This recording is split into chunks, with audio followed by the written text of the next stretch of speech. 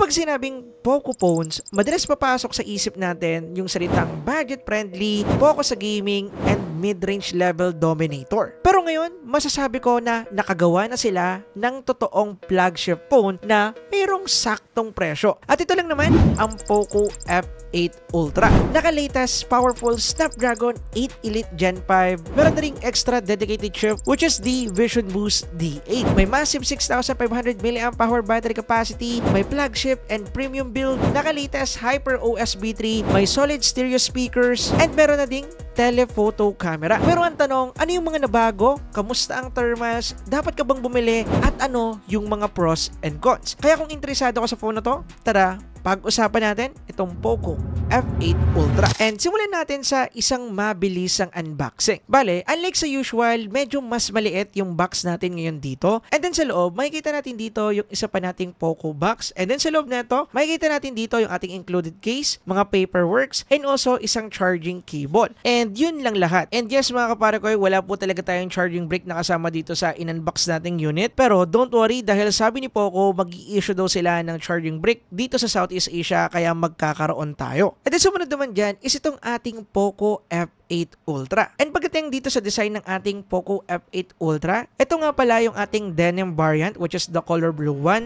But available to sa two color variant which is the black color at saka itong color blue which is the denim variant. And syempre, yung mare-recommend ko sa inyo na color variant is itong color blue dahil nga mas kakaiba siya unlike sa mga regular phones na nakikita na natin lalo na sa flagship level segment. Actually, ang ganda ng texture nito. Vegan Leather 3.0 yung finish yung likod nito at kung makikita ninyo, yung texture niya is parang mga denim jeans na binibili natin. Kung meron man kayo niyan, ganun yung feel kapag hahawakan natin yung back part nito. But in overall, goods yung design niya para sa akin at pwede rin naman natin to lagyan ng phone cooler kung meron dyan mga gamers na napapaisip kung pwede ba itong lagyan. Yes po yung sagot dyan. But ang tanong, gagamit pa ba tayo dito? Mamaya, mas pag-uusapan natin yung part na yan. Meron na din tong flagship build. Naka-glass front, metal frame, and fiberglass back or vegan leather back 3.0.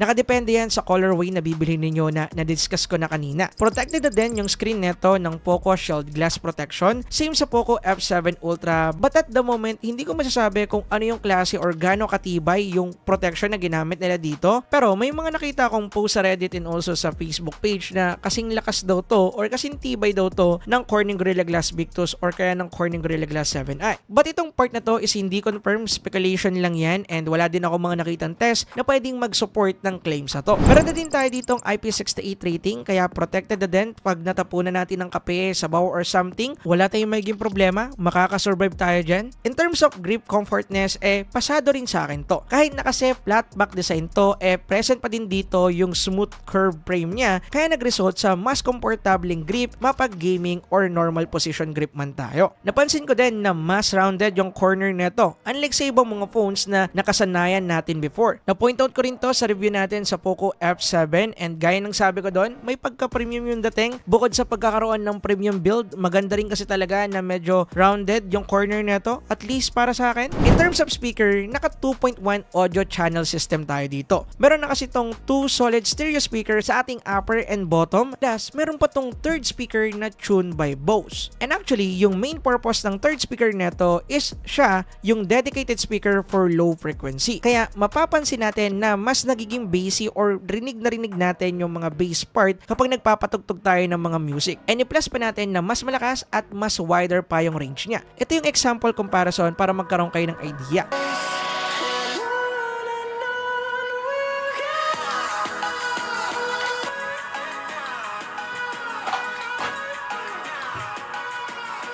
Anyway, iba pang specs, meron na tong IR blaster na pwede natin gamitin sa mga appliances natin. Meron na din tong NFC support, naka Bluetooth 5.4, may USB-C 3.2 Gen 1 na support na rin yung display out, kaya pwede natin gamitin sa mga monitors natin. Naka Wi-Fi 7 capable na rin at higit sa lahat, eSIM support ready na din to, kaya pwede natin gamitin if ever na mag-out of the country tayo. Anyway, usapang display naman tayo. Kapag iting dito, ginamitan siya ng SIM panel ng nasa Xiaomi 17 Pro Max. Meron tayo ditong big astig 6.9-inch 1.5K resolution 120Hz AMOLED screen display. And ginamitan din to ng full RGB lossless alignment or sub-pixel arrangement na same technology na ginamit sa Xiaomi 17 Pro Max. Yung main idea or purpose neto is ginagawa niyang mas sharp yung display natin na parang 2K resolution. Kaya parang 1.5 it feels 2K resolution, lalo na kung magsusum in tayo mas makikita natin yung difference. Kaso nga lang medyo merong drawback ng konti. Kapag dating kasi sa bezels neto, medyo mas makapal yung chin bezels natin unlike dun sa ating side and also upper bezels, and also naka LTPS panel pa din at hindi LTPO. Pero ganoon pa man, at the end of the day, solid and flagship display pa rin yung ginamit dito sa phone na to in overall. May HDR10 Plus and Dolby Vision support na din, kaya kung manonood tayo dito ng mga movies, anime, panalo, at isama pa natin na supported na din neto ang Widevine L1 sa Netflix, kaya mas mamamaximize natin to.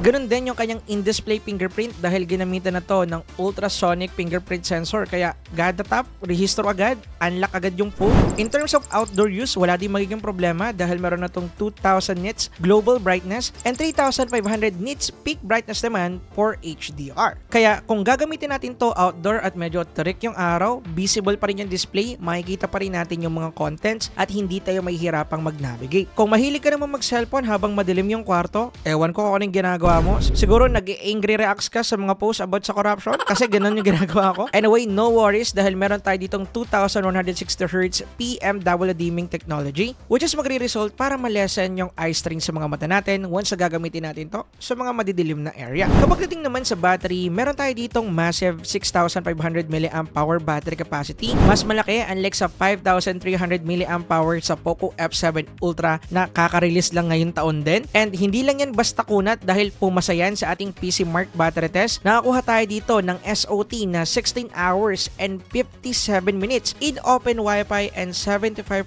brightness yung mismong phone. So pagdating dito, pasado siya para sa akin. Meron din tong 100 watts fast charging support, kaya kahit malobat tayo, pwede mo agad i-charge and then pwede siyang ma-full charge from 0 to 100 in just under 40 minutes. And sad to say, para sa mga gamers out there, wala pa rin po tayo ditong bypass charging, and please Poco, I hope i-release mo na to sa mga susunod na phone mo kasi maraming nag-aantay. Pero ang maganda naman dito supported naman niya ang 50 watts wireless charging. Kaso nga lang, wala siyang MagSafe or wala siyang built-in MagSafe. Pero meron ako na-discover na perks na itong ating denim color dahil once na nilagay natin to sa ating charger, as you can see, kahit wala siyang MagSafe, dumidikit po siya. Kahit na nakaslan siya dahil medyo magaspang or hindi madulas yung likod neto, kaya para siyang kumakapit, and as you can see, benefitable siya para sa mga wireless charging dahil para na siyang merong MagSafe. Wala lang, nakita ko lang. Anyway, lastly, supported na rin neto yung ating 22.5 watts reverse charging. Ngayon naman, pag-usapan natin yung pinaka main highlights ng phone na to, which is yung kanyang gaming performance. At yung reason kung bakit, dahil ginamitan to ng flagship powerful Snapdragon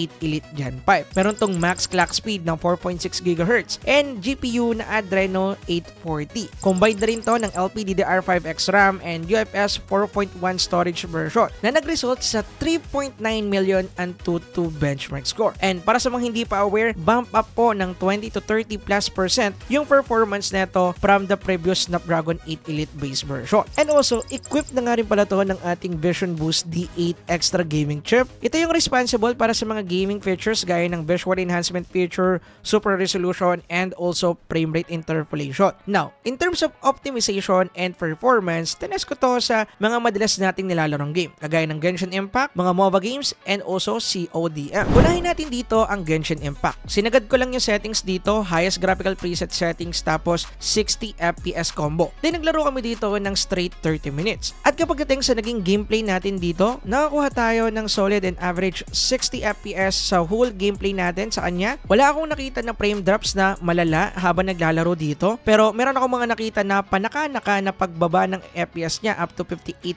FPS, pero reasonable naman yan at hindi na kinakailangan pantingnan. And actually, in overall, binisik lang talaga ng Poco F8 Ultra itong ating Genshin Impact. Don't worry, gagawa natin ito ng extreme gaming test para malaman natin kung hanggang saan aabot to. And gaya ng sabi ko, meron na rin tayo ditong frame rate interpolation na pwede nating i-activate sa Genshin Impact. However, gusto ko lang ilinawin sa inyo na yung frame rate interpolation ni Poco is parang partial interpolation. Hindi siya kagaya ng mga frame rate interpolation na nakasanayan natin sa mga gaming po. Yung sa kanya kasi randomly siya nag-interpolate ng frame kaya mapapansin natin na bumaba yung ating FPS sa 40. Bale, in overall, smooth naman yung nagiging performance natin dito. Feels 120 FPS siya. However, merong mga part na para nag-stuttering or delay yung screen natin lalo na kapag maraming monster. Kumbaga, hindi consistent yung pagiging 120 FPS niya once sa gamit-gamit natin yung ating frame rate interpolation. But ganoon pa man, para sa akin, hindi ko siya recommend na gamitin dahil nga hindi pa ganun ka-consistent. Pero kung gusto nyo gamitin, no worries, pwede naman dahil gumagana pa rin naman siya. Anyway, naglaro din kami dito ng mga MOBA games. Kaso nga lang, sad to say, dahil na nga rin bago yung ating chipset which is a Snapdragon 8 Elite Gen 5, hindi pa siya ganun ka-optimize pagdating sa iilang mga game na na-testing namin. Gaya na lang sa Wild Rift, 60 FPS lang yung nakuha natin dito kahit na available yung 120 FPS settings. Pero ganun pa man, nakakuha tayo ng 120 FPS sa MLBB at saka HOK. So pagdating dito, pwede na rin naman. Kailangan na lang ng konting update kay Wild Rift. Ganun din yung nakuha nating performance pagdating sa CODM, mapa BR and MP mode. Solid 120 FPS yung nakuha natin. Now, kapag dating naman sa thermal, actually goods din yung nakuha natin na thermal dito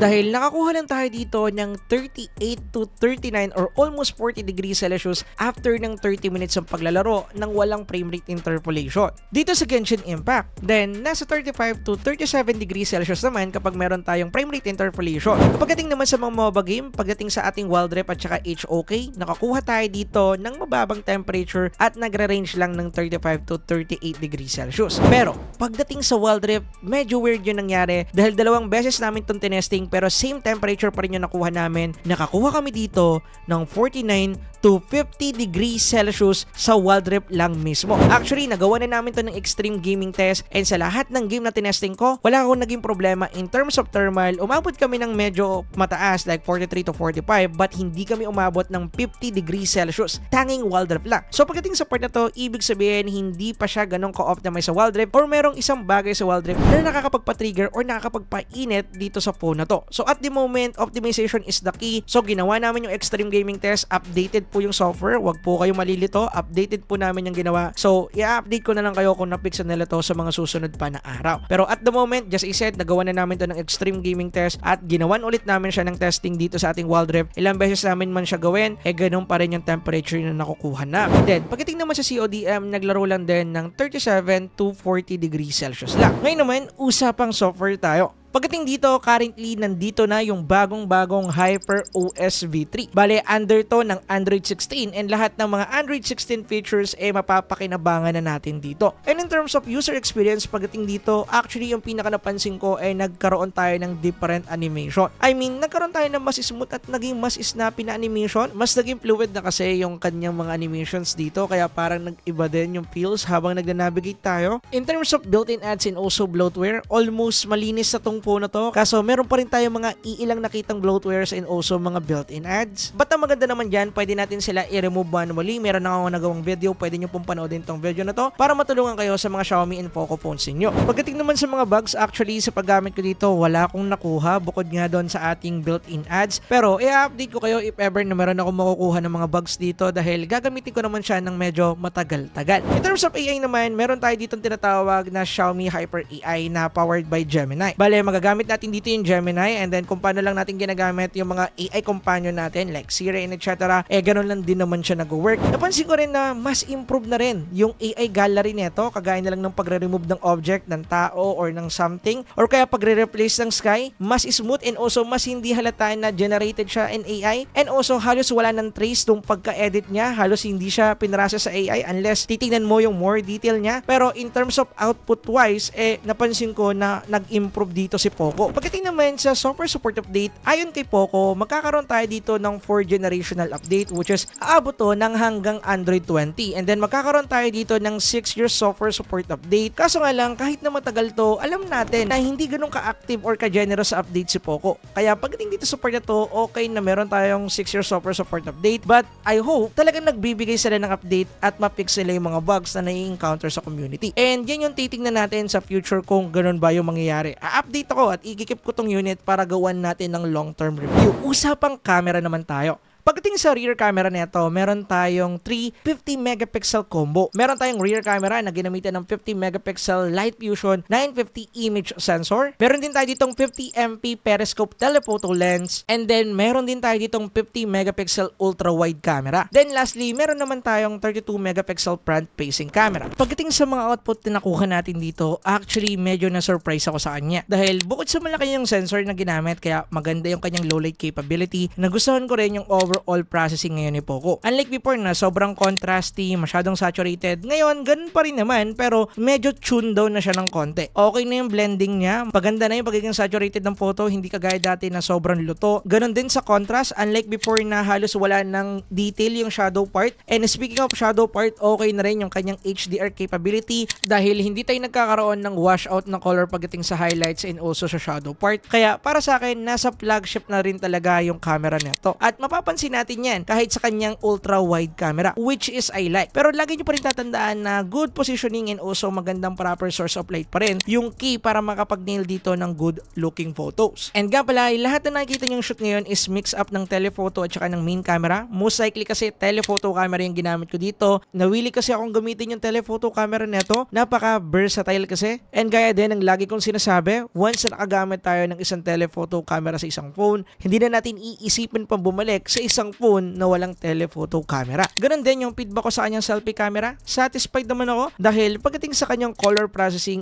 nandun pa rin yung medyo enhancement sa aking color tone na medyo pinapaputi ako. Pero yung nagustuhan ko dito okay na yung balance sa pagiging saturated ng photo. Hindi ganon kaputla at hindi din ganon katapang or hindi ganon kasaturated. Kaya para sa akin, approve ako pagdating sa selfie camera ng phone na to. Now, pagdating sa video capability, kaya na ito mag-shoot ng 4K at 30 and then 4K at 60 FPS. And pagdating sa output na nakuha natin dito, isa lang yung masasabi ko, ang smooth ng 4K at 60 FPS. Maganda rin yung kanyang stabilization dahil nga meron na tong OIS. So pagdating dito sa part na to, para sa akin, pasado siya para sa camera ng isang flagship phone. And good news din para sa mga video shooter guy natin dyan. Wala na po yung bug dito na hindi natin pwedeng magamit yung ating ultra wide camera and also telephoto lens. Doon kasi sa ibang mga phone na meron telephoto lens noon, problema natin to. Pagdating naman sa front facing camera, good news, nakalaya na tayo sa sakit or sumpa ng 1080p dahil supported na neto ang 4K at 30 FPS. And para sa akin, good sa to kung ako yung tatanungin. Now, usapang presyo naman tayo. Dahil for sure, ito yung itatanong ninyo or tanong ninyo kanina pa. Magkano ang Poco F8 Ultra? Para sa kanyang SRP, naglalaro ng 39,999 to 42,999 pesos para sa kanilang 12256 and 16512GB variant. But, meron tayo ditong early bird promo sale na 37,999 pesos and 40,999 pesos lang. And ang good news pa dyan, meron tayong tinatawag na platform rebate na aabot ng 3,000 pesos. So, pwede nyo siyang mabili sa 34,999 pesos to 37,999 pesos na lang. And dun nga rin pala sa magiging live natin sa Bali, meron ako dong i-share ng mga voucher code kaya mas mapapababa pa natin yung presyo at isama pa natin yung YouTube vouchers na ibibigay sa inyo ni YT once na gamitin niyo yung link dyan sa ating YouTube affiliate. And to be honest, para sa pricing na to, lalo na kung mabibili nyo nga siya sa presyo na 34,999 pesos, di hamak na isa to sa best recommendation ko para sa isang global roam. Dahil kung i-compare natin yan sa mga China roam phones out there na merong Snapdragon 8 Elite Gen 5 chip, di hamak na ang mura ng Poco F8 Ultra in terms of global variant na merong Snapdragon 8 Elite Gen 5 chip. Now, usapang pros and cons tayo. Pagdating sa pros, unang-una, meron na tayo ditong latest and flagship Snapdragon 8 Elite Gen 5. Basic halos lahat ng game. Yun nga lang may mga game na hindi pa rin ganun ka-optimize. Pangalawa, meron tayong massive 6,500 mAh battery capacity and 100 watts fast charging support. Meron ng flagship build, meron ng magandang telephoto camera, meron na ring eSIM support para sa isang flagship phone at meron ding magandang display. Pagdating naman sa cons, wala pa rin tayong bypass charging, meron pa rin iilang mga annoying ads at saka iilang mga bloatwares. And also yung kanilang software support update na kinakailangan nilang i-improve. But in overall, kung ipapantay natin yung ating pros and cons, di hamak na mas lamang yung mga cons at iba pang mga bagay na meron tong phone na to. Kaya pagdating dito, actually para sa akin in overall, panalo ang Poco F8 Ultra. And actually, marirecommend ko to kung ang presyo nito